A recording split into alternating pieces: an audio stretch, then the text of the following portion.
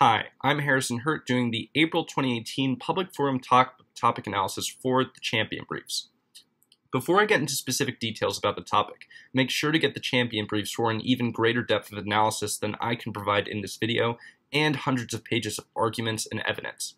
April is an important month with tournaments like NDCA, some important regional tournaments, and of course the Tournament of Champions.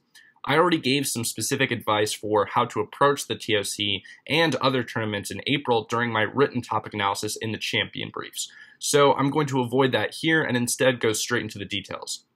Without further ado, this month's resolution is the United States federal government should increase its quota of H-1B visas. So before I delve into the arguments here, it's important to both get some background on this topic and understand some general important conceptual frameworks for how to view the topic. So just to roadmap what I'm going to do for you today, I'm going to first discuss some important background information to context the arguments that I'm going to give later. And then next, I'm going to explain some important broad pieces of advice for looking at this topic more generally. And then finally, I'm going to go into the arguments for both the affirmative and the negative sides, at which point I will discuss their strengths and weaknesses as well. So to begin, let's start with the background. The H-1B visa program is specifically designed to give temporary work visas to immigrants in specialty occupations, or immigrants who work as fashion models of distinguished merit and ability. A specialty occupation is one that requires highly specialized knowledge and the attainment of at least a bachelor's degree. Generally, there are 85,000 slots given per year to H-1B visa workers, and about 50 to 70% of the workers are coming from India in any given year. So, most of the arguments on this topic are going to revolve around impacts about the United States and India. No other country really even has a share of workers that comes as close to India's. China, which is the second biggest supplier of H-1B visa workers, has a share of around 10% of the total H-1B visa quota workers, and then the next few biggest countries like Canada, the Philippines, and South Korea only have about 3% each of the share. So, in other words, it's important to realize that no other country is going to be as impacted very significantly on this topic as India and the United States. Though you might be able to come up with some arguments about relating to other countries, it's generally true that most of the literature on this topic, at least, definitely concerns itself the most with India and the United States. And another thing that you might have to realize based off of this piece of information and just things about the H-1B visa program more generally is that this is a relatively small impact topic compared to some of the other heavy-hitting foreign policy type of topics that we've had this year, such as the South Korean ballistic missile defense topic. Don't take that as license to try and squirrel out of the topic by running some ridiculous link chain to a big impact. I don't think that that's going to be a very sophisticated strategy on this topic. It won't be well supported by any reasonable literature or warrants. So I think the best thing for you to probably do is figure out what is the best impact within the reasonable subset of smaller-ish impacts on this topic. That's not to say you shouldn't try to be creative or inventive with arguments or even try to have a strong, meaningful impact. But it just means don't expect to be linking into nuclear war or like civil war even, or really some of the other big impacts that we've seen thrown around on a lot of different topics this year. It's just not realistic with this one. So going more into some of the specific details of the H-1B visa program. So an H-1B visa worker can renew their visa only once, and their visa lasts for 3 years. So in other words, they can stand in the United States for a total of 6 years before their visa completely expires without the opportunity for renewal. But workers who use their H-1B visa admission as a basis to apply for a green card can renew their visas indefinitely until their application has been reviewed. And there's currently a very long backlog of H-1B green card applicants, especially from India. Some studies suggest that the backlog takes as long as 10 years before they actually reach your application. So in other words, many of these workers may be ending up staying in the United States for much longer than intended. That being said, I think you should look more specifically into the hard numbers of how many H-1B visa workers stay in the United States and apply a green card, how many eventually go back to their home countries. That's going to be important for a bunch of different arguments that I'll talk about later. A few more specific details about the law is that it requires that employers use the H-1B visa program, who use the H-1B visa program, pay their foreign workers whatever the prevailing wage is of that worker domestically in their industry. or the wage that they pay a similar worker at their own firm, whichever of those two is higher. So essentially, they're also required to demonstrate that their use of the program does not harm the working conditions of current employees. And the totality of these provisions is meant to prevent displacement of American skilled workers for cheaper immigrant labor. So in theory, you should only really need an H-1B visa as a firm when there's an inadequate domestic supply of skilled labor. However, in practice, critics suggest that the wage requirement is riddled with all sorts of loopholes that allow companies to hire foreign workers at a lower cost at the expense of some domestic skilled laborers who either get laid off or have to take lower wages in response to a greater supply of foreign workers. So that's it for what I think is the most important in terms of background details for understanding this topic. So next I'm going to shift into two broad pieces of advice that I think are important for you to understand this topic as a whole. So I think the first piece of advice is that you should try to think about the actors involved in this topic and what each of them is trying to get. Place yourselves in the shoes of each of the main interest groups that are involved, essentially, and what they have to gain or to lose from an increase in the H-1B visa program. So one interest group to think about, obviously, is our high-skilled migrants from India and other countries who are trying to come to the United States who want to see this quota increased. And also the tech companies that employ them, the tech companies that might not be getting enough workers from the United States specifically, or frankly want to be able to hire these workers at a cheaper price. But another important interest group to think about as well are the domestic skilled laborers at risk of losing their jobs and the unions that support those domestic skilled laborers here in the United States. And then finally, on top of all of those things, it's important to think about which politicians represent each of those involved constituencies. So something that you'll see pretty quickly on this topic from doing research is that the views on the H-1B visa program don't fall along traditional partisan lines, at least not as well as other issues, right? So oftentimes, the people in favor of H-1B visa programs is a coalition of pro-business Republicans and Democrats. While some of the people who are against these H-1B visa programs are some of the people who are more supported by the high-skilled laborers and unions.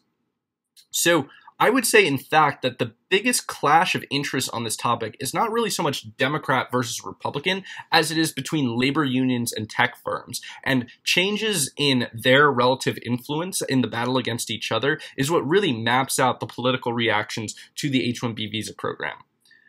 So the reason why I discuss all this is because discovering arguments and impacts has a lot to do with mapping out people's most likely reactions in terms of a policy. If you want to understand how a political trade-off argument might work, for example, you have to understand what type of politics are at stake with H-1B, who stands to gain and who stands to lose. And that will shape arguments like arguments about political concessions that might occur in exchange for an increase in a quota. For example, rather than an argument, a concessions argument that is like, here are some concessions that Democrats might get from Republicans or Republicans might get from Democrats, the question is more really, what might labor unions get in exchange to offset the costs they suffer under a higher H-1B visa program article? And so I think what's important also is to recognize that each of these interest groups are impacted in various ways, and there are inevitably going to be some winners and losers. I read a quote in a Washington Post article from a Wharton economist, Peter Capelli, who I think summed it up really well, who said, ultimately, the future of H-1B really is a lobbying question. And the question that we have to ask ourselves is whose interest is going to be served at whose expense? So that's what makes this topic interesting, but also hard to evaluate, is there are different people winning and there are different people losing. And to sum up the net effect of that, what is the ultimate positive or negative effect of the H-1B visa program is not as straightforward and not as easy as it might look. So this sort of leads into what my next broad piece of advice is, which is you want to think about the topic a little bit as a story, as a narrative. Every action has causes and ripples of reaction. So having more migrants in one place at one time, for example, means that they are no longer somewhere else at that same time. So where they go and where they might have otherwise been and what they might be doing is incredibly influential, right? So understanding the net effect of all of these different ripples of possible actions and outcomes from either side is what's going to ultimately lead you to do the best analysis in terms of putting together reasonable link structures and ultimately the best cases.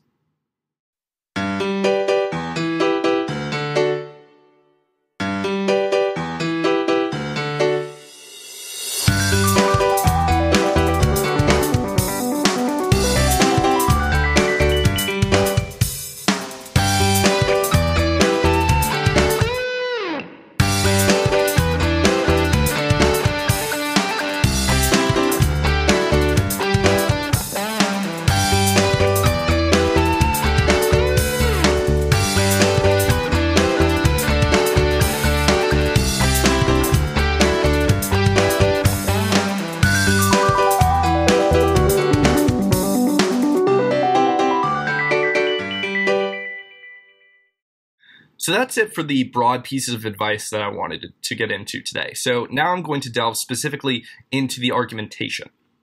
So let's start off with the affirmative side. So I think there's a few different arguments that could be pretty viable, but I'll discuss some of their weaknesses.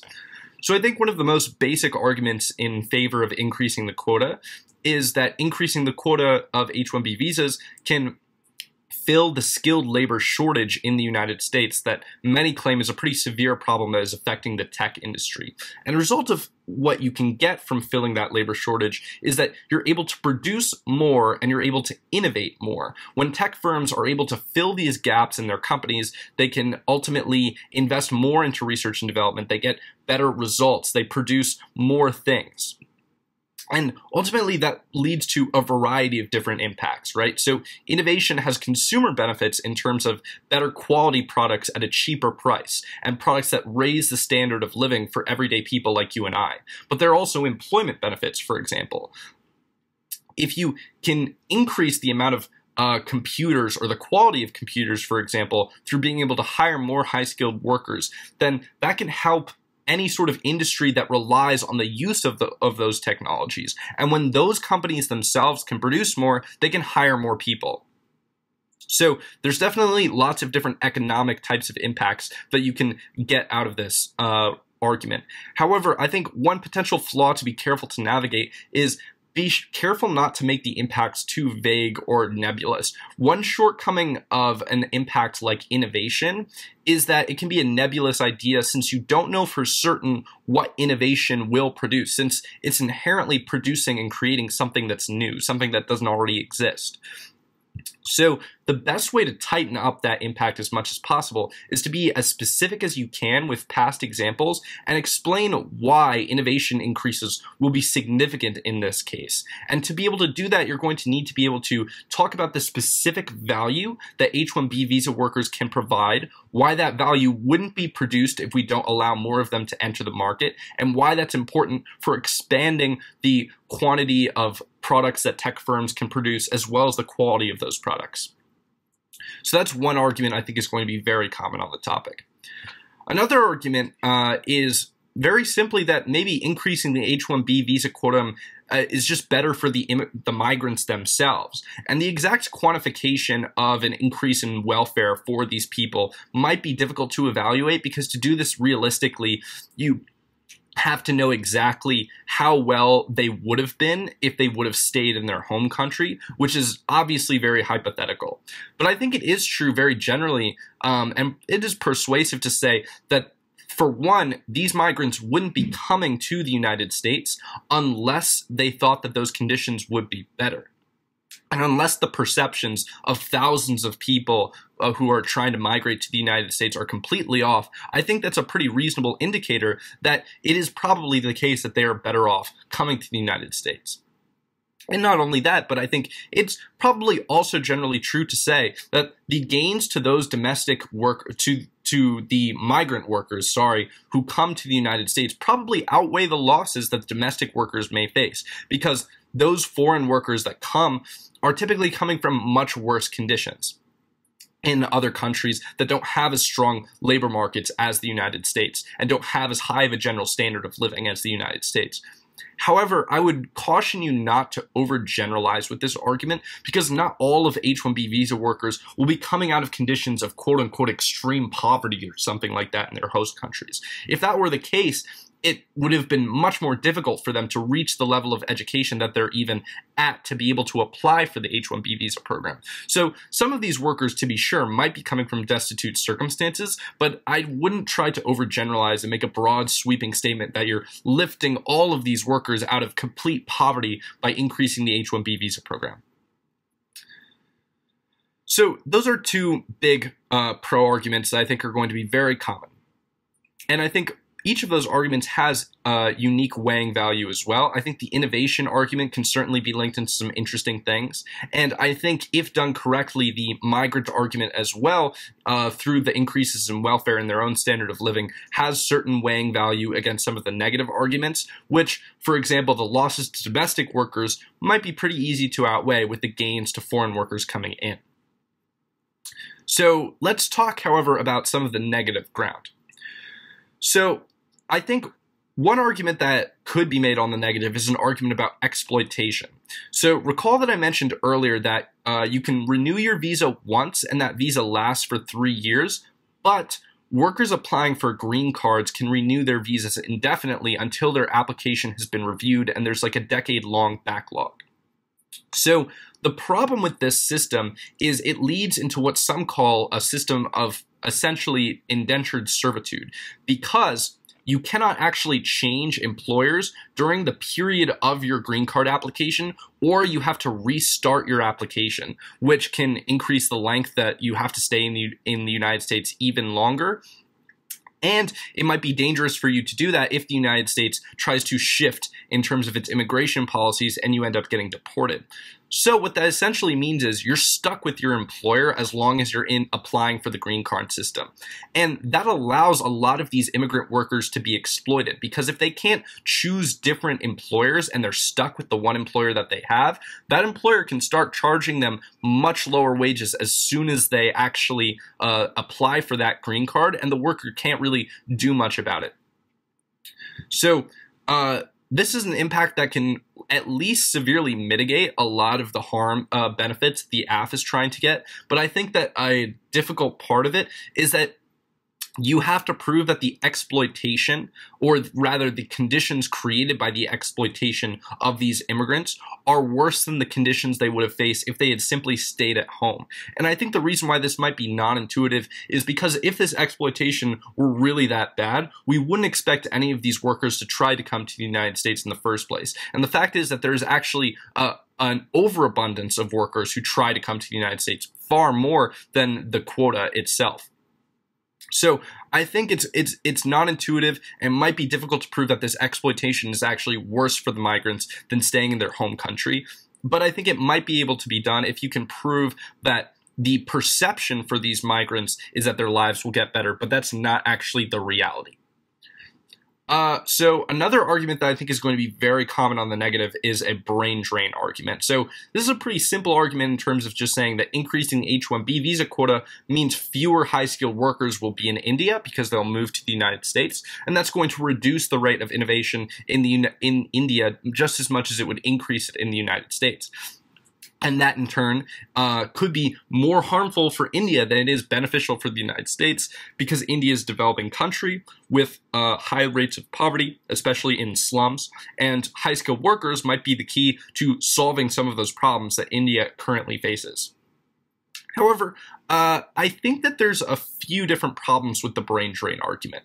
So I think first, one of the main problems is that one's incentive to migrate in the first place from a country like India implies that there's an excess of skilled labor, meaning you're not able to get a job or you're not able to get a good wage, right? Otherwise, you wouldn't want to risk your entire life to come to the United States in the first place.